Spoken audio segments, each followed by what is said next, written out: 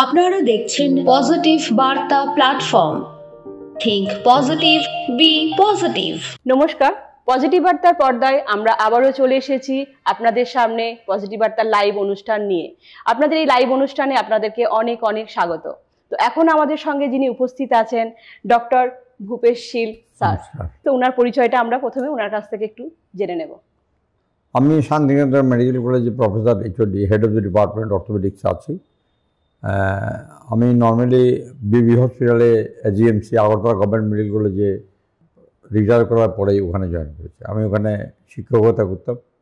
Primarily I was assistant professor, associate professor, post graduate guide ছিলাম, তারপরে under গ্রাজুয়েটও পড়েছি। Retirement করার পর 2023 সালে আমি শান্তিনিকেতন মেডিকেল কলেজে জয়েন করেছি বোলপুর। এখনও বোলপুরেই মেডিকেল কাউন্সিল দেখানো আছে বোলপুর, এবং এখানে আউটডোরে বসি।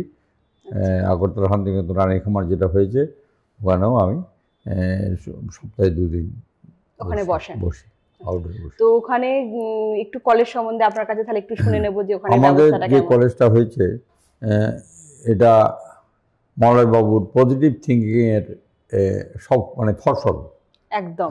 কারণ এই কলেজটা 2023 সালে ওনার সঙ্গে যখন প্রথম আমাদের মিটিং হয়েছিল তখন জাস্ট মিটিংয়ের পরে হবে কি হবে না এর মধ্যে দোদুল্যমানতার মধ্যে 6 মাসের মধ্যে 8 মাসের মধ্যে ওনার কলেজ সৃষ্টি হয়ে গেছে। এটা একটা আশ্চর্যজনক এবং এর মধ্যে কলেজ সৃষ্টি হওয়ার পরে এই বিল্ডিং তৈরি হওয়া, ওইখানে গার্ডেন তৈরি হওয়া, হোস্টেল তৈরি হওয়া, ক্যান্টিন তৈরি হওয়া, এই 1 বছরের মধ্যে উইদিন 1 ইয়ার একটা সারপ্রাইজিং একদম। এবং এবছর যে আমাদের গত বছর এই বছর এই বছরই তো ভর্তি হলো, যে ফার্স্ট ইয়ারে যে ভর্তি হলো 21টা স্টেটের ছেলে মেয়ে ভর্তি হলো ফার্স্ট ইয়ারে, এবং ক্লাসও আরম্ভ হয়ে গেছে। এই 21টা স্টেটের ছেলে মেয়ে প্রথম বছরে সাফল্যের সঙ্গে ভর্তি হওয়াটা অন্য কোনো কলেজে হয়নি, যার জন্য আমরা ইন্ডিয়া রেকর্ড, এশিয়ান রেকর্ড, এখন ওয়ার্ল্ড রেকর্ডের মধ্যে আমরা সম্মান পাচ্ছি। সুতরাং ওনার যে রিসেন্টলি আমি ওনার শান্তিনিকেতন মেডিকেল কলেজে গেছিলাম ওনার আতিথেয়তায়, এবং ওনার যে সমস্ত সৃষ্টি সবগুলো আমি দেখেছি। আমি আমার প্রিন্সিপাল সব গেছিলাম, 2 জন, আমি আমার মিসেস সহ গেছিলাম। এবং সেটা দেখে যেটা দেখলাম যে সমাজের প্রতি গরিব মানুষের জন্য ওনার যে থিঙ্কিং সেটা এত পজিটিভ, এত ভালো, আমি চিন্তা করতে পারি না যে এখন ওনার সঙ্গী সাথী যে সমস্ত ওনাদের আন্ডারে কাজ করে লোকরা ওনাকে ভগবানের মতো সম্মান করে। আমি যেখানে গেলাম ওখানে আনন্দ নিকেতন বলে একটা আছে শান্তিনিকেতন, আমাদের শান্তিনিকেতন বলে শান্তিনিকেতন, তারপর ওনাদের সেবা হসপিটাল বলে সেবা নিকেতন বলে একটা আছে। প্রতিটা জায়গায় ওনার স্টাফরা ওনাকে ভগবান বলে জানেন। এই যে একটা সম্মান, ভালোবাসা, এটা ভগবানের আশীর্বাদ ছাড়া হয় না। ভগবানের আশীর্বাদ ছাড়া আর কিছুটা ভগবানের আশীর্বাদ তো আছেই, প্লাস ওনার যে কাজ করে মানুষের জন্য ভাবনা চিন্তা, এটাও একটা পুণ্যের ফসল। এত পুণ্যবান লোক আমি বলবো। কিছুদিন আগে যে আমাদের শান্তিনিকেতন হসপিটাল যে বোলপুরে, তো স্যার এখানে ত্রিপুরা থেকেও অনেকে গেছেন ট্রিটমেন্ট করতে, বা স্যারের এটা ছিল যে দুস্থ যারা ট্রিটমেন্ট পাচ্ছেন না বা আর্থিকের অভাবের জন্য অনেকে ট্রিটমেন্ট করতে পাচ্ছেন না, তো তাদেরকে ফ্রি ট্রিটমেন্ট দিয়েছেন। এটা সম্বন্ধে যদি একটু বলেন আর কি। ওদেরকে আমি যে একদম মহিলা ওনাকে এন্টারপ্রেন নিয়ে গেছিলেন, তো অনেক রুগী ভর্তি হয়েছে, ওনাদের আসা যাওয়ার ভাড়াটাও উনি দিয়েছেন, চিকিৎসার ব্যবস্থা করেছেন। এটা তো একটা মানবতা না? এটা আমরা সবাই বলি গরিবকে দান করো, গরিবকে দান করো, কিন্তু কথায় অনেক জিনিস, কাজে আরেক জিনিস। উনি কথায় কাজে সমান। আর ওনার আরেকটা বড় দিন হচ্ছে সব ব্যাপারে এই যে আমরা এত লোক ওনার এখানে খাওয়া দাওয়া করে, এটা কিন্তু উনি কোনোদিন তাকিয়ে দেখেন না। এটা একটা বিরাট ব্যাপার। ওখানে আমি দেখেছি কয়েক হাজার লোক খায়, দুপুরবেলা খায়, অতিথিরা আসছে, খাচ্ছে, ওনার আতিথ্য গ্রহণ করছে। এই যে ওনার এই যে একটা পজিটিভ, এবং আমরা আমি মাঝে মাঝে ভাবি যে কিরকম উদার মেন্টালিটি হলে উদার মেন্টালিটি কাজ করা যায়। এত উদারতা আমি আর কম আমি দেখিই নেই আর। ঠিক আছে, এই একটা জিনিস। আর যাই করবে সবাইকে, যেমন উনি মাঝে মাঝে হয়তো রাগ করে গালি দেয়, কিন্তু ভালোবাসে খুব সবাইকে। ভালোবাসা যাকে যায় তাকেই তো বকা যায়, তা হয়তো ঠিক, কিন্তু অনেকে আবার বকে, ভালোবাসা দেয় না, বকে। কিন্তু উনি সেরকম না। ওনার আমি এমনও শুনেছি কয়েক স্টাফ বলেছে যে ওনার ঘর বানাতে পারছে না, উনি নিজের থেকে টাকা দিয়ে দিয়েছে ঘর বানিয়ে। এই যে ওদের শুনলাম, আমার তখন মানে বললাম যে ওনাকে, উনি নমস্য লোক, প্রণাম পাওয়ার উপযুক্ত লোক, এটা আমি মনে করি। আর ওনার অনেকটা পজিটিভ বার্তা বলতে বোঝায় সমাজের নেগেটিভ সাইডগুলো, আমাদের টিভি প্রোগ্রামগুলো দেখলে আপনি দেখবেন নেগেটিভ সাইডগুলো বেশি ধরা হয়।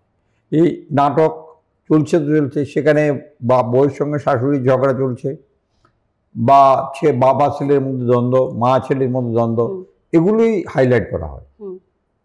কিন্তু এই যে পজিটিভ থিং, অনেক লোককে জিজ্ঞেস করলে বলবেন যে কেমন আছেন, আমরা সবাই বলে আছি কোনোরকম, কিন্তু অনেক লোক ভালো আছি, অনেক কষ্ট দুঃখের মধ্যে বলে ভালো আছি।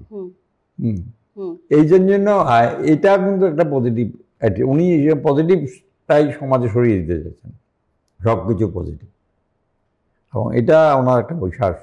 স্যার আরেকটু জেনে নেবো, আপনি তো স্যারের সঙ্গে অনেকদিন কাটিয়েছেন, বা একটু স্যারের সম্বন্ধে একটু জেনে নেবো। বললাম উদার মনোভাব, এবং আমাকে এবার যেমন এমন করে পরশুদিন বলছিলেন আপনি মেডিকেল কলেজটা একটু ভালো করে নিজে গুছিয়ে নেন।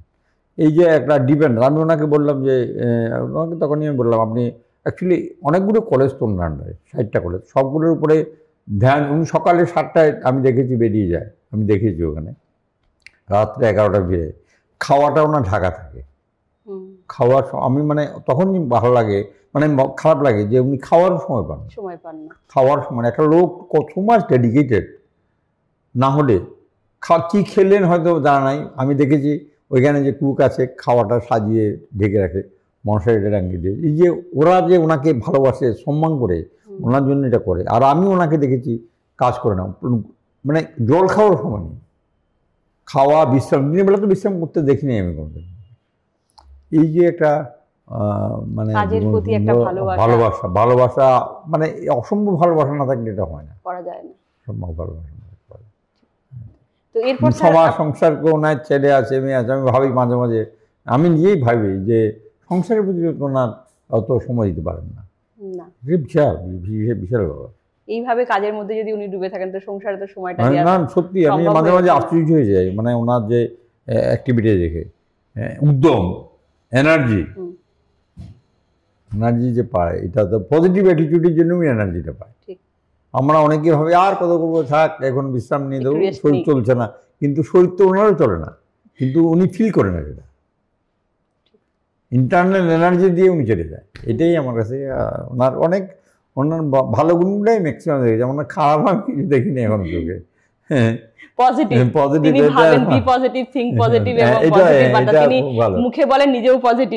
তবে হ্যাঁ, আমার সঙ্গে গতবার গিয়ে অনেক কথাবার্তা হয়েছে বিভিন্ন ব্যাপার নিয়ে, সমাজের যে ছেলে মেয়েদের মানুষ করা নিয়ে। মায়েরা ছেলে মেয়েদের যেমন বলে, উনি বলছিলেন যে ফার্স্ট হতে হবে, প্রতি ক্লাসে ফার্স্ট হতে হবে, মায়েরা বলে। তো ছেলে প্রতি ক্লাসে ফার্স্ট হয়, কত সুন্দরভাবে বললেন উনি, গুছিয়ে কথা বলেন।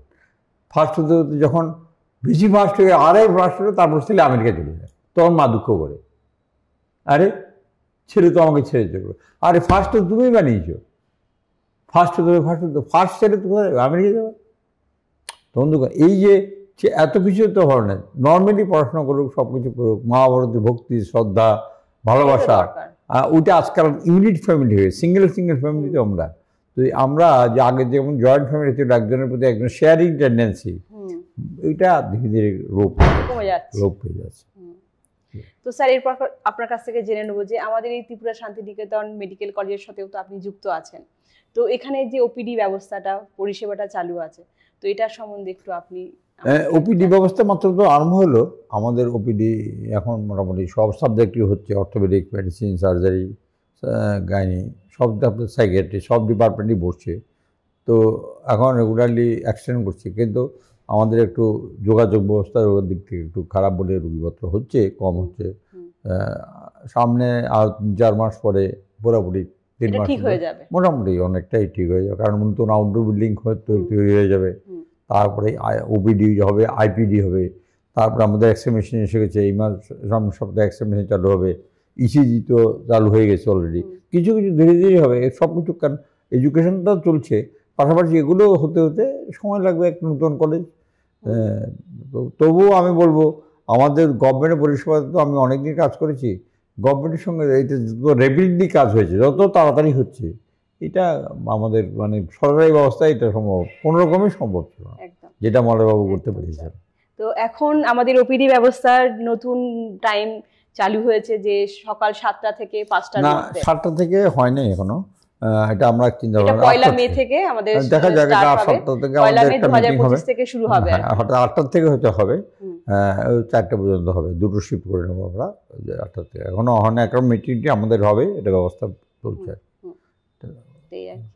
তো এরপর স্যার আপনি তো একজন মানে আমাদের অস্থি বিশেষজ্ঞ মানে স্যার, তো আপনার কাছ থেকে এই বিষয়ে কিছু প্রশ্ন আমরা জেনে নেব আর কি। তো আমাদের এই যে মানে শরীরে তো বিভিন্ন রকম যে প্রবলেমগুলো হয়, যে হাড়ের প্রবলেম, ব্যথা বেদনা যেগুলো হয়, সেটি কেন হয় আপনার কাছ থেকে একটু জেনে নেব। আপনি স্পেসিফিক প্রশ্ন, হাড়ের ব্যথা বেদনা বলতে তো শরীরে তো অনেকগুলো বিভিন্ন জায়গায় যে জয়েন্টের প্রবলেমগুলো আছে, জয়েন্টের প্রবলেমকে অ্যাজ এ হোল আমরা বলি বাত। বাতটা বিভিন্ন প্রকার, এক একটা বয়সে এক এক রকম হয়। ছোট বয়সে একরকম বাত, মধ্য বয়সে একরকম, মেয়েদের একরকম, ছেলেদের একরকম, বুড়ো বয়সে অন্য ধরনের বাত হয়। যেমন ব্যথা বেদনা তো অনেক সময় চোট পেটে হতে পারে, আঘাত থেকে হতে পারে, আঘাত ছাড়া হতে পারে। যেমন এই ছোটোবেলায় বাচ্চাদের বড় বড় জন হাঁটু ব্যথা হলো, ছেড়ে গেলো, এক হাঁটু ছেড়ে গেলো, আর এক হাঁটুতে ব্যথা হলো, তো এক হাঁটু আর এক হাঁটু, এরপরে ওটা ভালো হলো, হাতের কনুইতে ব্যথা হলো, মানে শিফটিং জয়েন্ট, এক জয়েন্ট হলো ভালো হয় আরেক জয়েন্ট, এটাকে বলে রিউমাটিক ফিভার, রিউমাটিক আর্থারাইটিস। অনেক সময় হয় আমাদের হাতের মানে জয়েন্ট গুলো তো প্রবলেম, ছোট বা হাঁটু, হাতগুলো এটা মুড়তে পারি না আমরা, এগুলো সকালবেলা মেয়েদের খুব হয়, সাধারণত 20, 22, 23, 40 বছরের মেয়েদের সাধারণত এটা হয়। এটা করলে রিউমাটয়েড আর্থারাইটিস, বংশগত রোগ, অটোইমিউন ডিজিজ। নর্মালি দেখবেন ঘুম থেকে উঠলে হাতগুলো স্টিফ হয়ে থাকে, তারপর ব্যথা করে, স্টিফ হয়ে থাকে, একটু নাড়াচাড়া করলে ভালো হয়। সাধারণত ছোটো ছোটো জয়েন্টই হয় রিউমাটয়েড আর্থারাইটিস, মর্নিং স্টিফনেস হয়। তো তাহলে রিউমাটিক ফিভার হয় বাচ্চাদের, রিউমাটিক। সেমনি ছেলেদের হয় অ্যাঙ্কালোজিং স্পন্ডিলাইটিস বলে, কোমর থেকে ব্যথা শুরু হয়, কোমর স্টিফনেস হয়, ঘাড় প্রবলেম হয়। সেরকম ডিজেনারেটিভ ডিজিজ হয় একটু বয়স হলে, যেমন স্পন্ডিলোসিস হয়, সার্ভাইকেল, ঘাড়ে হলে সার্ভাইকেল, কোমরে হলে অনেকক্ষণ ধরেন কেউ কাজ করছে, তখন মানে কাজ করতে করতে ঘাড়ে ব্যথা করে, যারা কম্পিউটারে একটু শুলে আমরা রিলিফ পাই একটু। তো এটা হতে পারে আপনার কম্পিউটারে যারা কাজ করে ঘাড়ে ব্যথা হতে পারে, ভেরি কমনলি। অথবা বুড়ো হলে এমনিতে স্পন্ডিলোসিস, যারা ঝুঁকে ঝুঁকে লেখালেখি করি, মাথায় ওজন নেই যারা গুলি, কাঁধে ওজন নেই, সুতরাং এদেরও। আমরা মহিলারাও যখন একভাবে কোনো কাজ করি তখন আমাদের ঘাড়ে প্রবলেম। মহিলারা যেমন কোমর নুয়ে নুয়ে ঘর ঝাড়ু, ঘর মোছা, কাপড়, মহিলাদের কাজটা বেশি, যার জন্য লাম্বার স্পন্ডিলোসিস, কোমর ব্যথাটা ভেরি কমন। তারপরে অস্টিও আর্থ্রাইটিস ভেরি কমন, নিচে বসে কাজ করে, ঘর মোছা থেকে কাপড় কাচা বা তারপর তরকারি কাটা বা নিচে বসে, মহিলাদের অস্টিও আর্থ্রাইটিসটা একটু বেশি হয়, হাঁটু ব্যথাটা বেশি হয় মহিলাদের। তো অনেক সময় আমরা কি হয় মানে হাঁটতে প্রবলেম হয় বা সিঁড়ি উঠতে প্রবলেম হয়, ওই অস্টিওআর্থ্রাইটিস হলে ওই প্রবলেমগুলো হবে। সাধারণত ওবিজ লোকদের হয়, মোটা লোক হলে হয়। যাদের ধরুন মোটা হলে হবে কি, আমরা যখন চলবো ওজনটা বেশি পড়বে হাঁটুতে, হাঁটুতে যে কার্টিলেজটা আছে ক্ষয় হবে, আস্তে আস্তে ক্ষয় হয়ে যায়। সুতরাং তখন হয় হাঁটু অস্টিওআর্থ্রাইটিস। তো অস্টিওআর্থ্রাইটিসের গ্রেডেশন আছে, এক গ্রেড মানে ফার্স্ট ইনিশিয়াল স্টেজে ওষুধ দেবো, কিছু ব্যায়াম দেখাই আমরা অস্টিওআর্থ্রাইটিসের জন্য। আমার লাইফস্টাইল পরিবর্তন, মানে ওজন কমাতে হবে, নিচে বসতে পারবো না, চেয়ার টেবিলে বসবে, কোমরে পায়খানা করবে, সিঁড়ি ওঠানামা করবে না, পদ্মাসন বজ্রাসন মানা করি, এগুলো করলে লাইফস্টাইল পাল্টালে কিছুটা রিলিফ পাওয়া যায়। তখন আমরা যে আসন করব, কি ধরনের আসন করব? কোনো না, এইভাবে বসে থাকতে, তখন নিচে বসতে তো বেশি হবে, নিচে বসে কোনো আসন করার ওইগুলো আসন, আর কোনো আসন এরকম ভাই বসতে হবে, আর হাঁটুর এক্সারসাইজ করতে হবে। আচ্ছা, ওগুলো হাঁটুর আমরা। আর এক্সরে করে যদি দেখা যায় যে এদের আর ক্ষয় বেশি হয়েছে, অনেক সময় আমরা জয়েন্ট পাল্টে বলতে পারি। একবারে বয়স হয়ে গেল, হাঁটতে পারছেন না, বাঁকা হয়ে গেল হাঁটু, খুবই কষ্ট, তখন জয়েন্ট পাল্টাতে বলি, জয়েন্ট রিপ্লেসমেন্ট। এটা থেরাপি বা মানে অপারেশনের প্রয়োজন পড়ে, যেটা ফিজিওথেরাপি করলে অনেক সময় কমে, এক্সারসাইজ করলে কমে, কিন্তু অ্যাডভান্স স্টেজ হয়ে গেলে আর কমবে না। তখন অনেক সময় আমরা হাঁটুতে ইঞ্জেকশনও দিই, স্টেরয়েড ইঞ্জেকশন, বা হাঁটুতে যে রস থাকে আমাদের একটা মানে জয়েন্ট ফ্লুইড থাকে, ওই ধরনের আর্টিফিশিয়াল জয়েন্ট ফ্লুইড পাওয়া যায়, ওইটাও দেওয়া হয়। না কমলে তখন আমরা জয়েন্ট রিপ্লেসমেন্ট করতে পারি। অ্যাডভান্স স্টেজ হলে জয়েন্টটা রিপ্লেস করে হাঁটু পাল্টিয়ে নতুন হাঁটু লাগানো যায়। আচ্ছা, তো এটাই হচ্ছে এটার উপায় একমাত্র? না, এটার উপায় নেই তো। আপনার আর্লি স্টেজে একরকম, লেট স্টেজে আর একরকম। জয়েন্ট রিপ্লেসমেন্ট আমরা তখন কি করব? ব্যায়াম করতে বললাম, ওজন কম, খাওয়া, ফুড হ্যাবিটটা পাল্টাতে হবে, খাওয়া করতে, এক্সারসাইজ করবেন, যে কাজগুলো করলে মানা করেছি এগুলো করবেন না, আর একটু ওষুধ খেতে হবে, বাস। ওষুধের রোলটা ব্যথা বেশি হলে ক্যালসিয়াম ওষুধ খেতে হাড়ের প্রবলেম হলে, ক্যালসিয়ামটা তো ক্যালসিয়ামের সঙ্গে হাড়ের প্রবলেম, কমজোরি বা কিছু হলে আমরা অস্টিওপোরোসিস, ক্যালসিয়ামটা বেসিক জিনিস। সব বোনের যে কনস্টিটিউশন আছে ক্যালসিয়াম, ফসফেট থাকে। তো ক্যালসিয়াম যদি কমে যায় তাহলে অস্টিওপোরোসিস হবে। বৃদ্ধ বয়সে হাড়ে ক্যালসিয়াম কমে যাবে, তখন পুরো শরীরে এদিক ওদিক ব্যথা হবে, পুরো মেরুদণ্ডে ব্যথা হবে। ইভেন অল্প চোটেই, অল্প আঘাতই হাড় ভেঙে যাবে, হাড়গুলো দুর্বল হয়ে যায়। তো সেখানে ক্যালসিয়াম খেতে পারি। তাছাড়াও 40-এর পরে আমাদের কম বেশি সবাইরই ক্যালসিয়াম খাওয়া উচিত। 40-এর পর থেকে আমাদের সকলেরই ক্যালসিয়াম খাওয়া উচিত। এবং ক্যালসিয়াম রিচ ফুড খেলে তো সবসময় ভালো। ক্যালসিয়াম রিচ ফুড যেমন আছে দুধ, দই, পনির, হ্যাঁ, এগুলো তো ক্যালসিয়াম রিচ। সবুজ শাকসবজি, তারপরে অ্যালমন্ড, তিল, এগুলোতে ক্যালসিয়াম আছে। তখন ওষুধের বদলে আমরা এগুলো খেতে পারি। ওষুধের বদলে না, ওষুধটা হচ্ছে লাস্ট। আমরা রেগুলার যদি আমরা এগুলা খাই, ফিজিক্যাল এক্সারসাইজ করি, যারা বসে থাকে তাদের জন্য, আমি বসে আছি সারাদিন, সেডেন্টারি লাইফস্টাইলে ক্যালসিয়ামটা কমে যায়। সেই জন্য বোন স্ট্রেংথেনিং এক্সারসাইজ যেগুলো কি করতে হবে, যেমন হাঁটলে, সাঁতার কাটলে, রেগুলার হাঁটাচলা করলে, ব্যায়াম করে, ফ্রি হ্যান্ড এক্সারসাইজ করলে বোন শক্ত হবে। সঙ্গে ক্যালসিয়াম রিচ ফুড খান, প্রয়োজনে ক্যালসিয়ামও খেতে হবে। তারপরে আমরা আবার vitamin D, very essential. Vitamin D আমাদের কোথায় হয়? চামড়ার নিচে তৈরি হয়, রোদে গেলে তৈরি হয়। যারা সবসময় সেডেন্টারি লাইফস্টাইল, নিচে বসে কাজ করে, ছায়াতে বসে, তার ভিটামিন ডিটা কম, সেখানে ট্যাবলেট খেতে হবে। ভিটামিন ডি রিচ ফুডও পাওয়া যায়, যেমন সামুদ্রিক মাছ, টুনা, ম্যাকারেল, স্যালমন, হ্যাঁ, এগুলোতে ক্যালসিয়াম, এটা সামুদ্রিক জাতীয় মাছে বা এটাতে ভিটামিন ডি বেশি থাকে। ঠিক। তো আচ্ছা স্যার, এরপরে আপনাকে যেটা আমাদের সমস্যার যে সলিউশন আপনার কাছে জেনে নেব। তো ব্যথা কমানোর জন্য তো আপনি বললেন যে ওষুধ বা থেরাপি এটাতে রয়েছে আমাদের কাছে। এরপর আমরা জেনে নেব স্যারের কাছ থেকে যে আর্থারাইটিসটা কি এবং এটা থেকে বেরোনোর উপায় কি। স্যার একটু আমাদেরকে। আর্থারাইটিস হচ্ছে, আইটিস মানে হচ্ছে ইনফ্লামেশন। আর্থারাইটিস, আর্থ্রো মিন্স জয়েন্ট, জয়েন্টের যে কোনো ব্যথাকে আর্থারাইটিস বলে, ইনফ্লামেটরি জয়েন্ট।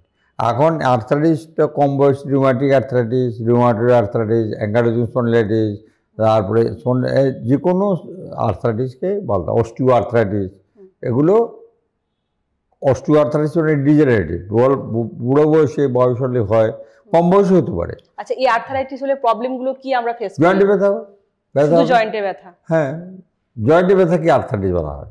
এখন মাটিতে বসতে উঠতে কষ্ট হবে, হাঁটু ব্যথা, নিচে বসতে কষ্ট, আসন করে বসতে করতে হিপ জয়েন্টে ব্যথা, তারপরে আঙুলের জয়েন্ট, রিউমাটয়েড আর্থারাইটিস আঙুলের জয়েন্টে ব্যথা।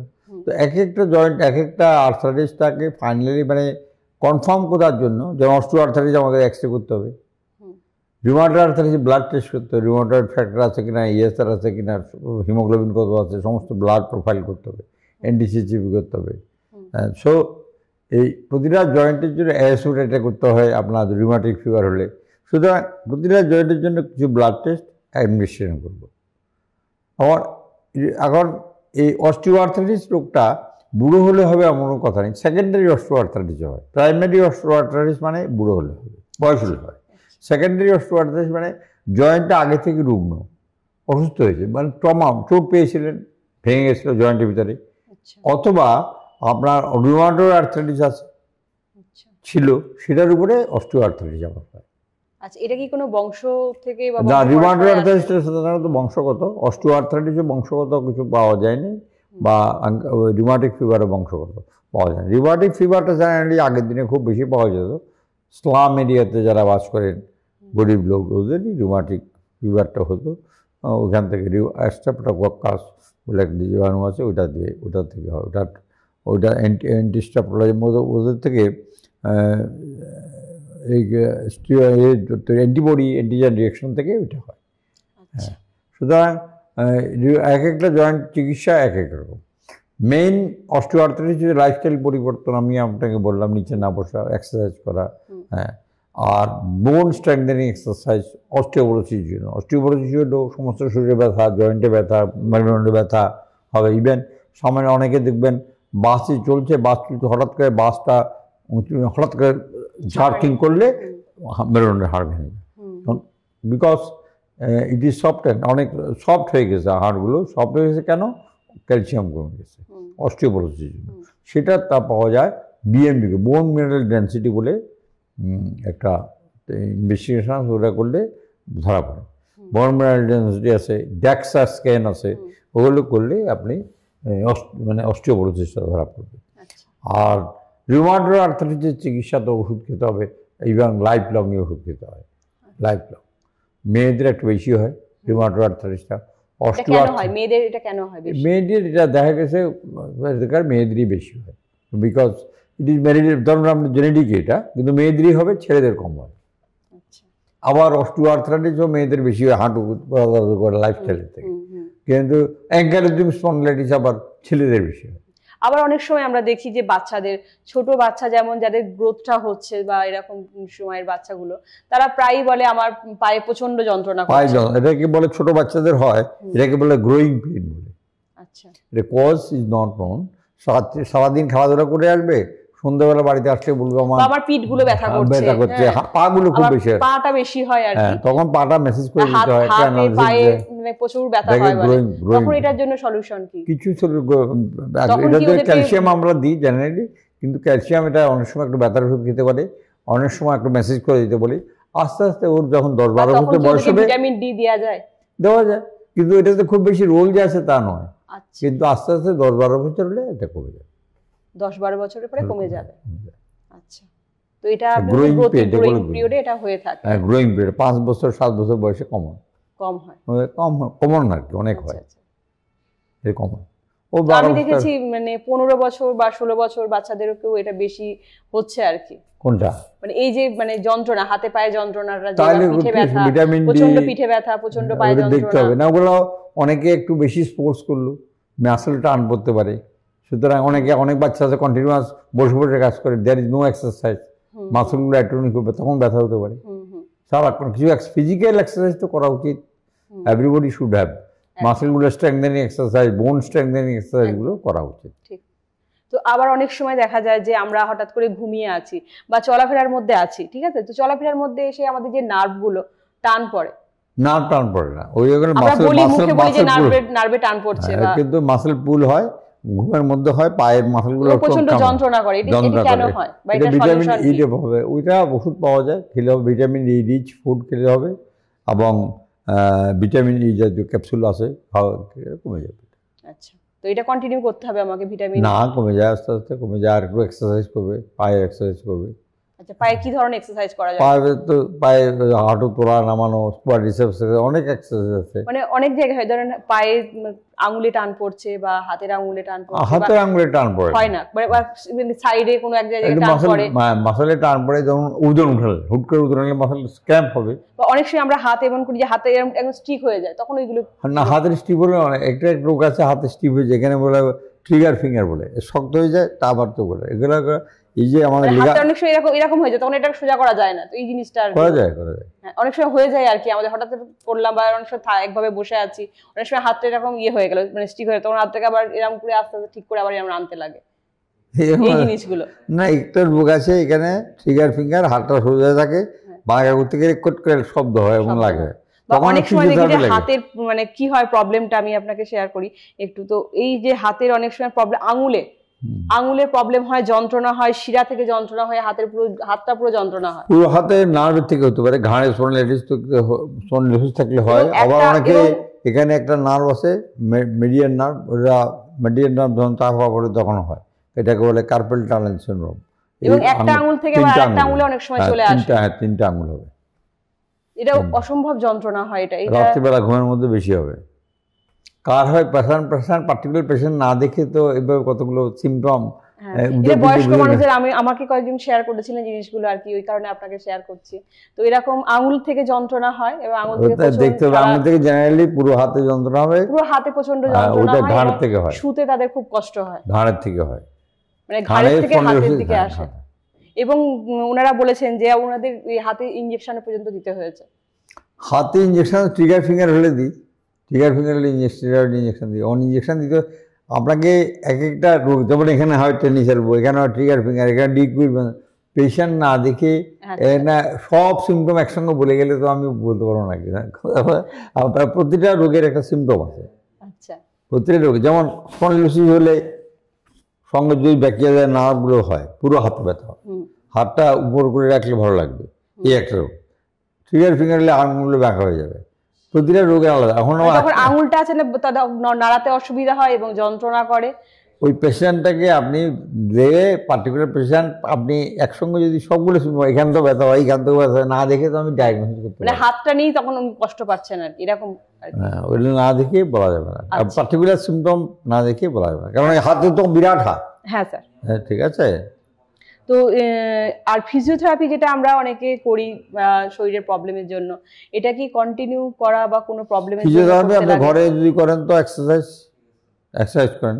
ফিজিওথেরাপি বলতে কোনো আপনি কোথাও ফিজিওথেরাপি সেন্টারে গিয়ে করা একটা পার্টিকুলার জিনিস, অথবা নিজের থেকে আজকাল তো অনেক জিম হয়েছে, জিমেও করে অনেকে, জিম তো আপনারা করতেই পারেন, কোনো কথা না, কিন্তু ফিজিওথেরাপি পার্টিকুলার যেমন ইন্টারফারেন্সিয়াল ট্রিটমেন্ট, আল্ট্রাসাউন্ড, পার্টিকুলার ডিজিজের জন্য 10 দিন 15 দিন আমরা করি।